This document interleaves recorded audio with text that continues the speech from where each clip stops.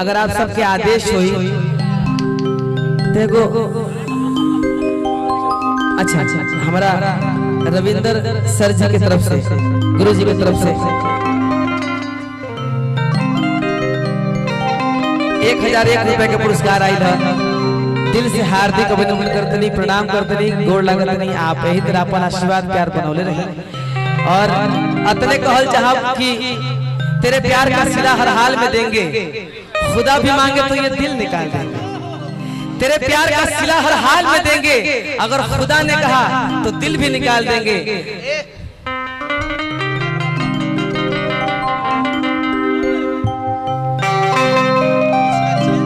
रुक जा, हम सब गा दे।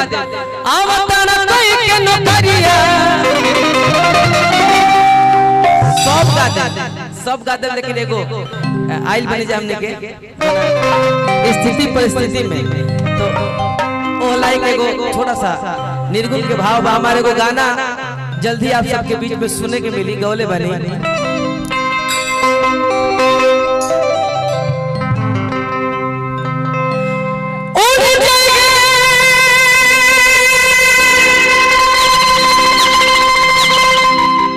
हमनी और गवाला ई भाव बक्सर आरा छपरा मने तकरीबन लोग गावते बा आजकल। अगर कुछ गलती हुई तो माफ करो सब। अभी कलाकारी ऐसी चीज है कि जिंदगी भर सीखे के बाद आजकल तो लोग ऐसा गवैया हो गए बड़े, एगो छोटू मोटू तनिको कुछ बात जाता तो हाथ में हाथ चढ़ा के करम जी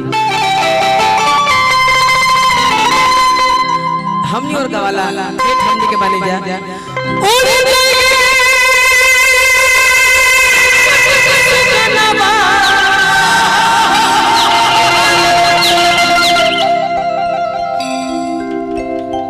छठिया देवी छठ भी आ रहा है, नाम देखी माई के। भगवान से यह विनती करब कि माई जहाँ रहस खुश रहस, अब जहाँ बाड़ी वही से हमने लड़का के आशीर्वाद दे।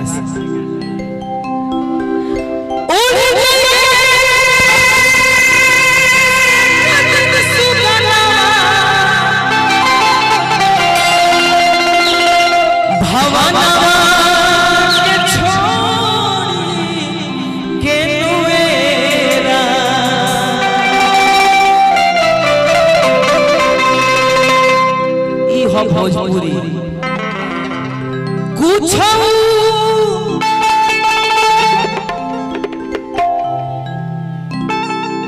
न संगे जाई, आका कर बराई राई, पाई पाई जोड़ी के नुएरा। अब आई जा तू बैठा। बहुत प्यारा लड़का है भाई, बहुत बहुत बहुत बने। गायक के मतलब ये होला, गायक के मतलब ये होला शालीनता और विनम्र। बहुत बढ़िया कलाकार अगर घमंड कर लगी तो बुझाई गया है बात। अब फल जब लदा तो झुक जाए के चाहिए, ये थोड़ी बड़े घमंड करा। ये ऐसा लड़के बड़े के अपना पेज से लाइव आके हिट हो गए तो ई माने एकरा के आपन कहल जाला कि अपने दम पर हिट होना, मार्केट में अपना दबदबा बनाना। का भाई तनी पवन बाबू के नाम पर थप्पड़ी बजा दो तो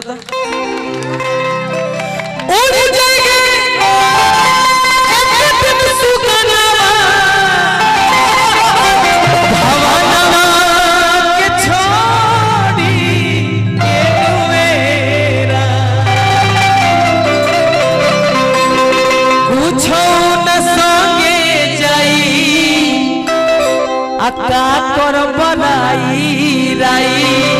आराम आराम से जाए कबा पाई पाई जोड़ी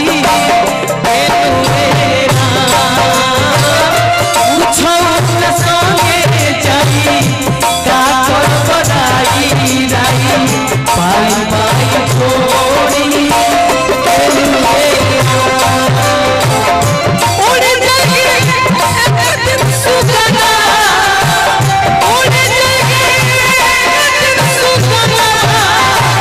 भवनवा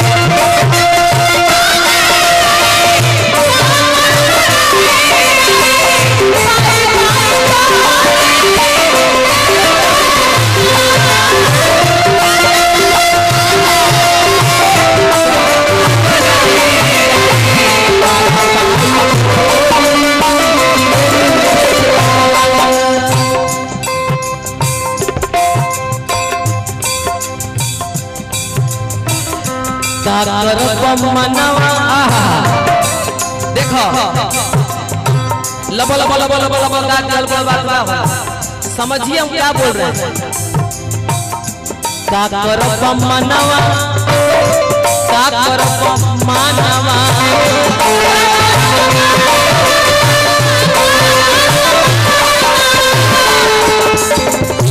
का करब मनवा का करब मनवा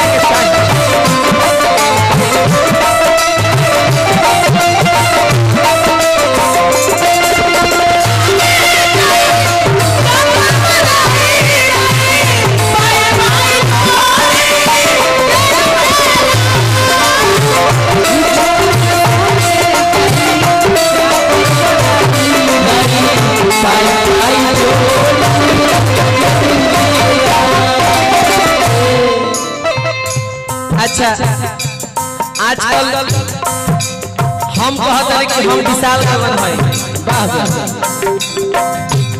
हम गुरुजी हैं, हम फलाना हैं, हम चिलाना हैं, माने हम हमें हैं, कुछ ना जाए जैसन करब वैसने कोई बा स्वर्ग होइजे बा नरक होइजे बा ऐसे कहे नहीं जा ऐसन सुंदर तनवा फिर से परमार ऐसन सुंदर तनवा फिर से बाग न मिली हो हर बाग न मिली बाग न मिली हो हर ऐसा सुंदर शरीर फिर ना मिली एजा बाड़ा आई हो मलिकार पेंटर बाबू तू रात भर 10 रुपए दे के बड़ा किजन कर देबो एक वाली 500 हजार निकाल लो तो मैं एक वाली खत्म हो जा मैं खुला करा के आए हो तुम समझते हैं लेकिन ऐसा सुंदर तनवा फिर से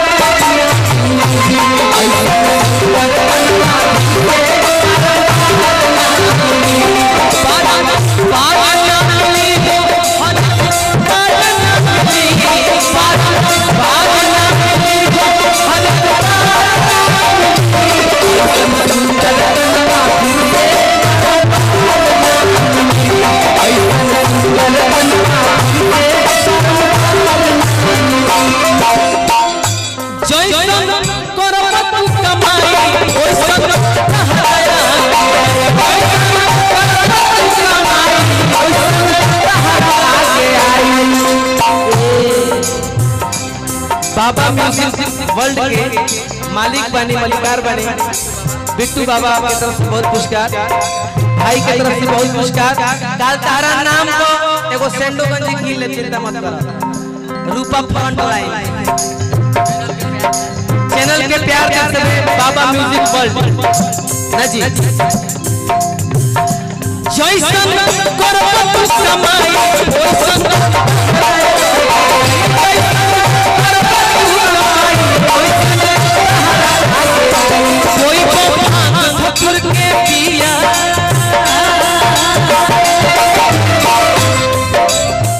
देखी